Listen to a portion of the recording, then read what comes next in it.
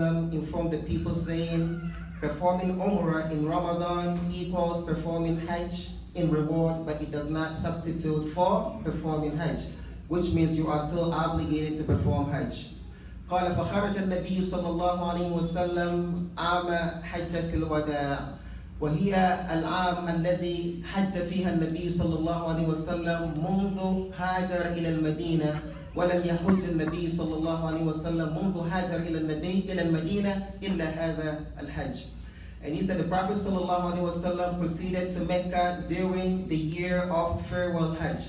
And this is the only Hajj that the Prophet ﷺ performed ever since he migrated to Medina. The Prophet did not perform Hajj since he migrated to Medina except this Hajj. And that is the last Hajj he has performed. However, it is not the only Hajj that the Prophet performed in his lifetime. Our noble scholar Ibn al-Qayyim, he mentioned in Zad al-Ma'ad that the Prophet ﷺ performed 3 Hajj. 2 of them before he migrated to Medina, and 1 after he migrated to Al-Medina. As all of you know, Hajj is being performed even before the Prophet ﷺ was sent.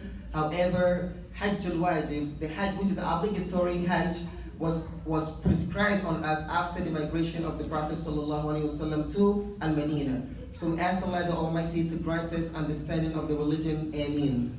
قال فخرج النبي صلى الله عليه وسلم يوم السبت ل5 بقين من ذي القعدة سنة 10 نهارا وصلى الظهر بالمدينة 4 ركعات بعد أن ترجل وادهن ثم سار حتى نزل بذي الحليفة وصلى العصر هناك 2 ثم بات ليلها بذي الحليفة ثم صلى الفجر بذي الحليفة بعد أن اغتسل للإحرام ثم طيبته زوجته عائشة بطيب من مسك ثم أحرم ولم يغسل الطيب منه ثم صلى الظهر بذي الحليفة ثم ركب على راحلته وأحل بالعمرة والحج قرانا وقال اللهم لبيك عمرة وحج.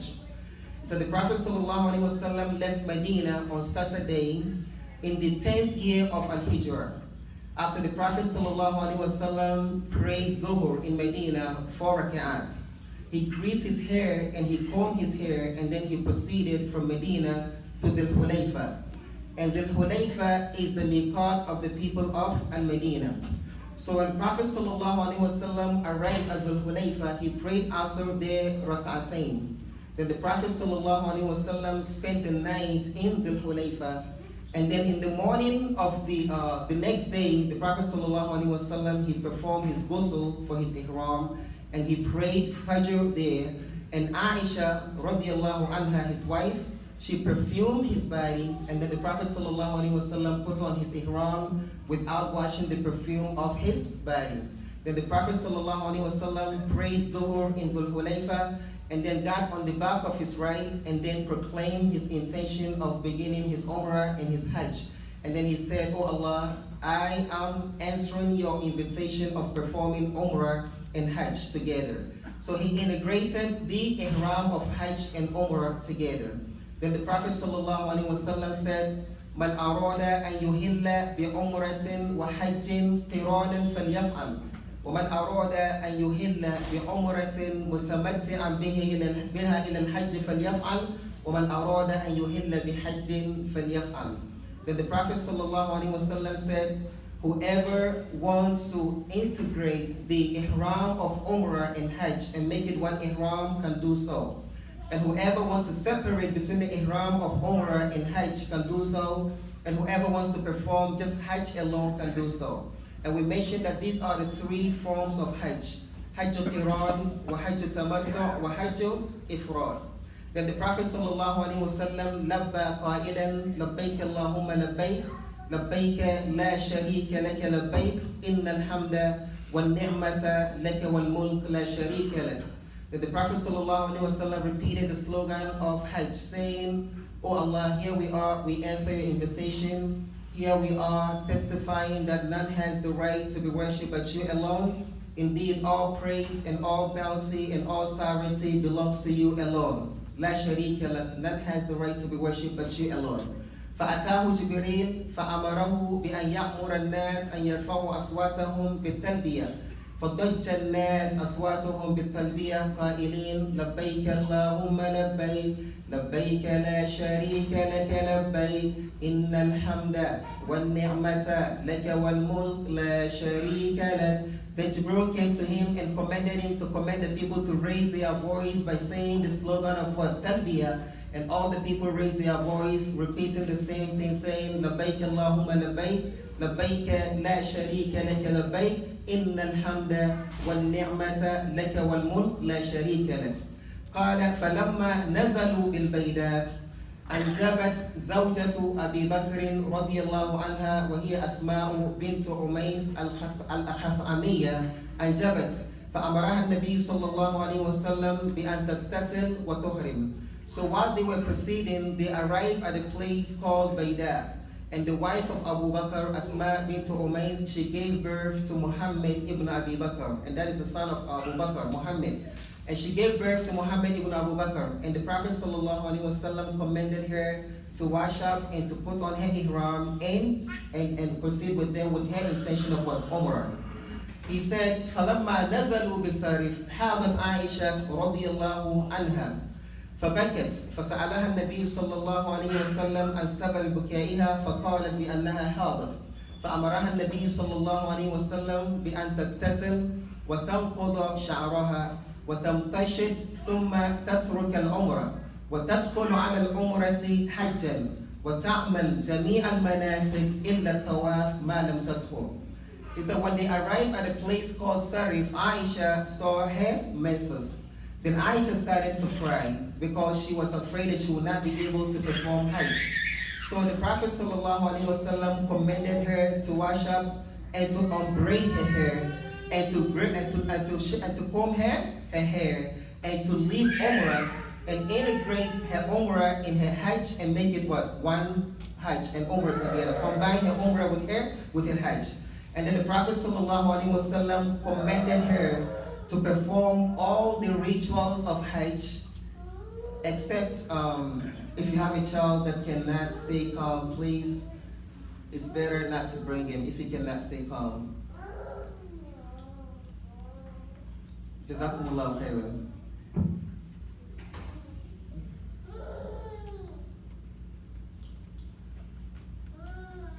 And the Prophet ﷺ commanded Aisha radiallahu anha to wash up and to unbraid her hair and to comb her hair and to leave Umrah and integrate her Umrah in her Hajj, meaning she should wait until the 8th day of Dhul Hijjah and then combine the niyyah of Umrah and Hajj together and do all the rituals of Hajj except Tawaf. This is because circumambulating the Kaaba is a Salat. Therefore, if you are not in a state of wudu, you cannot circumambulate the Kaaba. So while you are circumambulating the Kaaba, doing your tawaf and your wudu break, leave it and go and perform Hajj. Go and perform wudu and come back and begin from where you stop. We ask Allah the Almighty to grant us understanding of this religion. Ameen. قال فسار النبي صلى الله عليه وسلم حتى نزل بالعرج وكانت زمالته وزمالة أبي بكر واحد وكانت مع غلام لأبي بكر فجلس النبي صلى الله عليه وسلم وجلس أبو بكر بجانبه وجلست عائشة رضي الله عنها زوجته بجانبه الآخر وجلست أسماء بجانب أبي بكر رضي الله عنه. قال فأقبل الغلام وليس معه الزمالة والزمالة هي البعير التي يحمل عليها المتاع فسأله أبو بكر أين البعير فقال أضللته فقام أبو بكر رضي الله عنه يضربه والنبي صلى الله عليه وسلم يبتسم ويقول انظروا إلى هذا المحرم ماذا يفعل فما زال أبو بكر يضربه والنبي صلى الله عليه وسلم ظل يبتسم ويقول انظروا إلى هذا المحرم ماذا يفعل. He says, so the Prophet proceeded with the people until when they arrived at a place called Al-Arj, the Prophet rested there. And he said the Prophet and Abu Bakr were sharing the same camel that carried their items. And the camel is with one of the young boys of Abu Bakr radiyallahu anhu. So the Prophet sat down relaxing and Aisha was sitting on his side. And Abu Bakr was sitting on his other side, and the wife of Abu Bakr, radiallahu anhu, Asma, she was sitting next to Abu Bakr.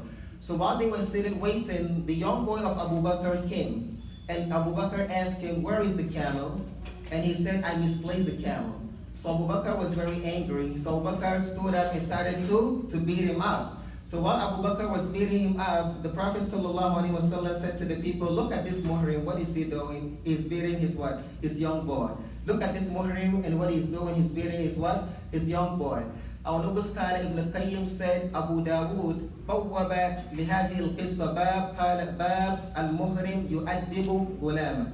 He said Abu Dawood has a separate chapter for this qissa, for this incident, saying the chapter of a muhrim disciplining his young boy, which means it is okay if you travel with your son or you travel with your young boy, whether it's a brother or whoever he is, and he misbehaves, it is okay to discipline him while you are in the state of ihram.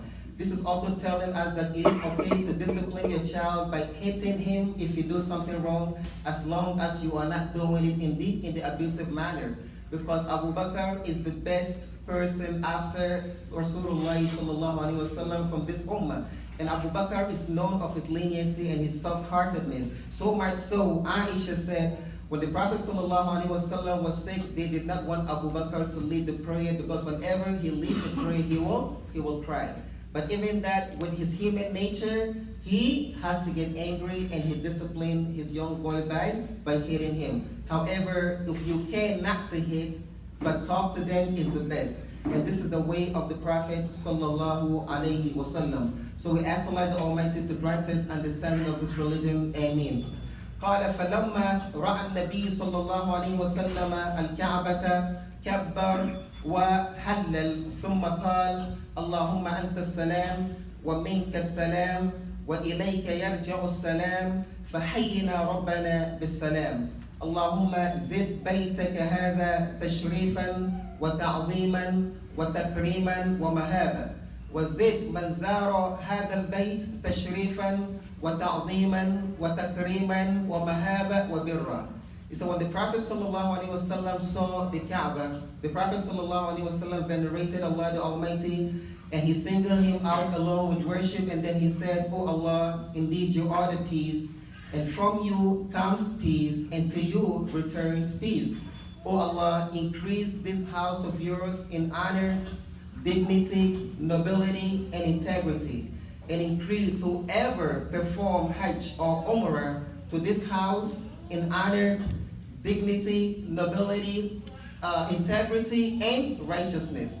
So this is the dua of the Prophet sallallahu alaihi wasallam upon seeing the Kaaba.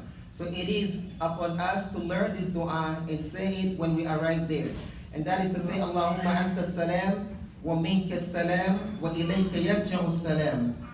Allahumma hayyina bis salam. Allahumma zid baytaka hadha tashrifan wa ta'ziman wa takriman wa mahaba. وزد من اعتمر إليها أو حج إليها تشريفا وتكريما وتعظيما ومهابة وبرا.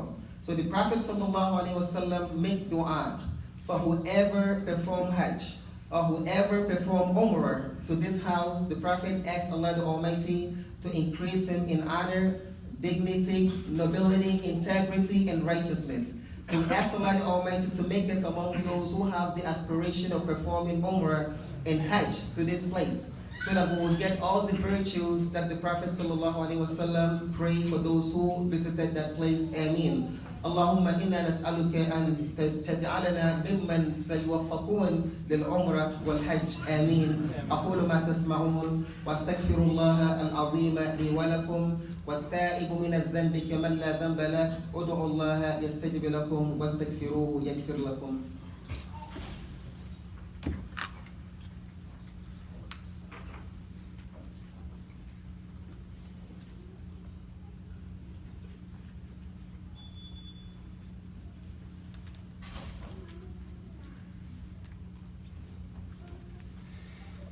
الحمد لله وكفى ثم الصلاة والسلام على عباده الذين اصطفى وبعد. After giving thanks and praises to Allah the Almighty and sending peace and salutation to the seal of the messengers Muhammad sallallahu alaihi wasallam, his family members, his companions, and whoever followed their footsteps to the day of judgment and to proceed. Dear brothers and sisters in Islam, we ask Allah the Almighty to grant us understanding of this religion, Ameen, and to make us amongst those who follow the footsteps of the Prophet sallallahu alaihi wasallam in the way that he performed his Hajj, because the Prophet said, "Khudhu anni manasikakum," take from me your ritual consecration of Hajj. Our noble scholar Ibn al-Qayyim mentioned in Zad al-Ma'ad saying, فَلَمَّا دَخَلَ النَّبِيُّ صلى الله عليه وسلم البيت لم يركع ركعتين لأن تحية مسجد الحرام الطواف. So when the Prophet ﷺ entered Masjid al-Haram, he did not pray 2 rak'at, which is the greeting of the masjid. Rather, he went straight to the Kaaba. This is the reason the reason being is because the greeting of the Masjid al-Haram is to circumambulate around the Kaaba. When you enter every masjid, before you sit down, the Prophet said, make 2 rak'at. That's the greeting of the masjid. But for Masjid al-Haram, when you enter, the first thing you do is to go and what? Circumambulate the Kaaba, but not to pray 2 rak'at. So this is what the Prophet sallallahu alaihi wasallam did. قال استقبل الحجر واستلم الحجر ثم أخذ عن يمينه وجعل البيت عن يساره ثم بدأ بالطواف ورمل في الثلاثة الأشواط الأول والطبع. He said when the Prophet ﷺ walked in, he went straight to the Hajar, which is the black stone, and he greeted the black stone. Then he turned towards his right, giving Kaaba his left side, and then he started circumambulating the Kaaba. He said the Prophet ﷺ in the first 3 circumambulations, he was moving very fast. He was like jogging very fast. And then the last 4, he walked regular walking. He said the Prophet ﷺ, he put his rida, meaning he covered one of his shoulder and he exposed the other shoulder when he was circumambulating the Kaaba. قال ولم يحفظ منه ذكر معين إلا ما حفظ منه بين الركنين أنه يقول ربنا آتنا في الدنيا حسنة وفي الآخرة حسنة وقنا عذاب النار. He said there is no specific dhikr or dua that was reported that the Prophet ﷺ made while circumambulating the Kaaba, except that when he is between the 2 corners of the Kaaba, he will say this dua which Allah the Almighty taught us to say after mentioning the verses of Hajj, Al-Hajj Ashhurul Ma'lumat to the end. Allah the Almighty said, وَمِنْهُمْ مَنْ يَقُولُ رَبَّنَا آتِنَا فِي الدُّنْيا حَسَنَةً وَفِي الْآخِرَةِ حَسَنَةً وَقِنَا عَذَابَ النَّارِ. Oh Allah, give us in this dunya that which is good, and in the hereafter that which is good, and grant us protection from the punishment of the hellfire. He said this is the dua that is reported that the Prophet ﷺ made whenever he is between the 2 corners of the Kaaba. Therefore, when you are circumambulating the Kaaba, you can say this dua, or you can make any dua that you want, or you can make any adhkar that you want. You can even recite the Quran while circumambulating the Kaaba. So the Prophet ﷺ has left it open, and he did not specify. So we ask Allah the Almighty to grant us understanding of this religion. Ameen. قال فلما فرغ من الطواف خرج ووقف خلف المقام ثم قرأ قول الله تعالى واتخذوا من مقام إبراهيم مصلى فصلى ركعتين قرأ في الأولى سورة الفاتحة والكافرون وفي الثانية سورة الفاتحة والإخلاص. When the Prophet finished circumambulating the Kaaba, he went and stood behind the Maqam Ibrahim, and then he recited the statement of Allah the Almighty in Surah Al-Baqarah that says اتخذوا مقام إبراهيم مصلى. Take the standing place of Abraham to be a musalla, meaning pray there. And the standing place of Abraham was the rock that Abraham stood on top when he was raising the pillar of Kaaba. So the Prophet ﷺ, after he finished circumambulating the Kaaba, he went out and he stood behind the rock, and then he prayed 2 rak'at, reciting in the first rak'at Surah Al-Fatiha and Kafirun, and in the second rak'at he recited Surah Al-Fatiha and Surah Al-Ikhlas.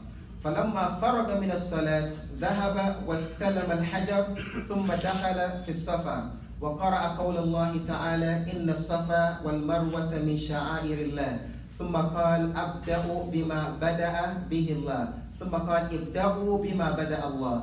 And then when he finished praying, he went and he kissed the black stone. Then he proceeded to Safa and Marwa. And then he recited the statement of Allah the Almighty in Surah Al-Baqarah that says, Inna Safa wal Marwa min sha'airillah. Indeed, Safa and Marwa are from the ritual symbols of Allah the Almighty. Meaning that they're from the religious symbols of Allah the Almighty. And Safa and Marwa are the two hills which Hajar, our mother, was pacing between when she was trying to find water for her child Ismail. So the Prophet ﷺ recited that verse, and then he said, I will begin with what Allah the Almighty began with, and that is as-Safa. So sa'a ila safa, thumma sa'ida ala safa, wa kabbar wa wahad, thumma qal la ilaha illallah wahdahu la sharika lah, lahu al-mulk wa lahu al-hamd yuhyi wa yumit wa huwa ala kulli shay'in qadir. La ilaha illallah wahda sadaqa wa'ada wa nasara abida wa hazama al-ahzaba wahda. So he said the Prophet ﷺ, he proceeded until he climbed on top of Safa. And then he venerated Allah the Almighty by saying Allahu Akbar. And then he singled out Allah the Almighty alone with worship. And then he said, La ilaha illallah. None has the right to be worshipped but Allah the Almighty alone. Yuhyi wa yumit. He gives life. Lahul mulk wa lahul hamd. His is the sovereignty and his is the praise. Yuhyi wa yumit. He gives life and he kills. Wa huwa ala kulli shay'in qadir. And he has the ability to do all things. La ilaha wahda. There is no one who has the right to be worshipped but Allah the Almighty alone. Sadaqa wa'da. He has indeed fulfilled his promise. And the promise that he fulfilled is when he said to the Prophet sallallahu alaihi wasallam, لَتَدْخُلَنَّ مَسْجِدَ الْحَرَامِ إِنْ شَاءَ اللَّهُ آمِنِينَ. Because during the Sulh al-Hudaybiyah, they were stopped from going into Masjid al-Haram. And Allah the Almighty promised them saying, you will enter Masjid al-Haram at peace. So Allah the Almighty has fulfilled his promise with the Prophet sallallahu alaihi wasallam. وَنَصَرَ عَبْدَهُ. And he has indeed granted victory to his servant, and that is the Prophet sallallahu alaihi wasallam.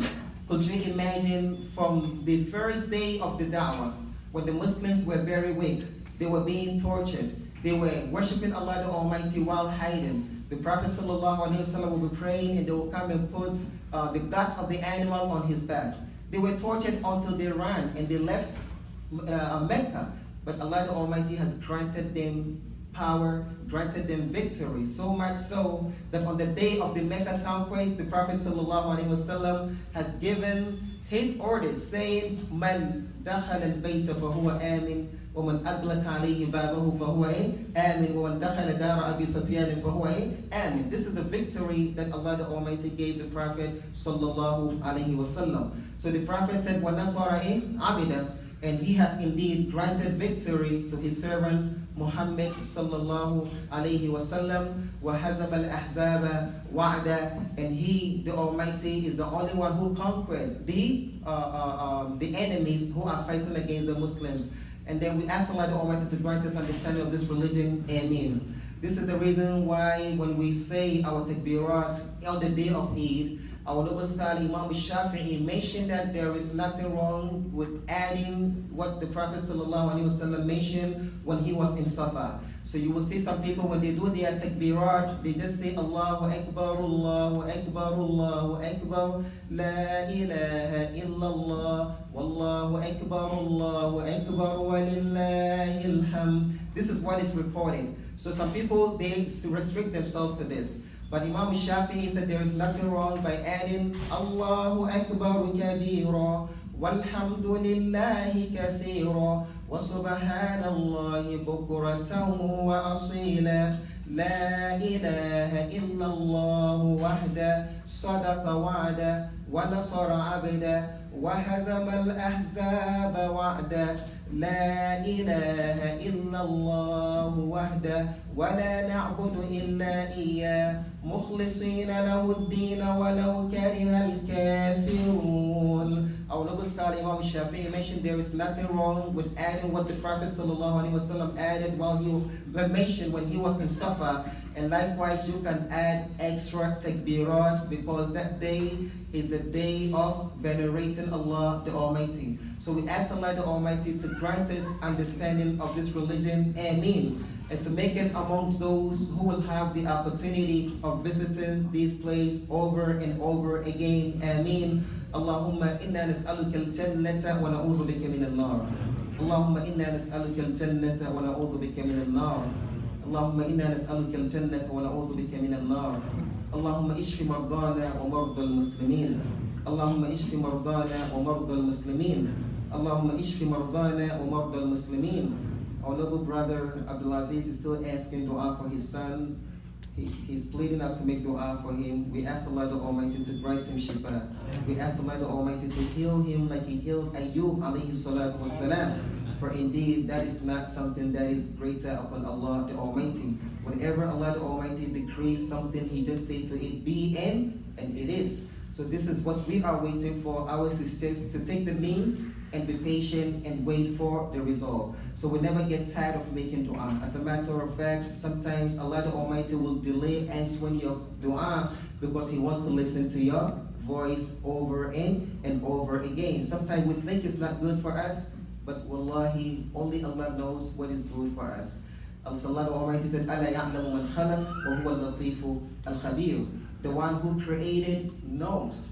And He is the one, the Latif, the most kind, Al-Khabir, the one who is well acquainted with the affairs of His servants. So we ask Allah the Almighty to grant those who are sick amongst us shifa. Those we know, those we do not know, we ask Allah the Almighty to grant them shifa. اللهم اشف مرضانا ومرضى المسلمين. اللهم انت رب الناس كاشف الباس اشفهم انت الشافي لا شفاء الا شفاؤك شفاء لا يغادر سقما. اللهم انا نسالك ان تغفر لموتانا وموتى المسلمين. اللهم ارحم موتانا وموتى المسلمين. اللهم اغفر لهم وارحمهم وعافهم واعف عنهم ووسع مدخلهم واغسلهم بالماء والثلج والبرد ونقهم من الذنوب والخطايا كما ينقى الثوب الابيض من الدنس وجازهم بالاحسان احسانا وبالسيئات عفوا وغفرانا. وصل اللهم على سيدنا محمد وعلى آله وصحبه وسلم تسليما كثيرا. قوموا إلى صلاتكم.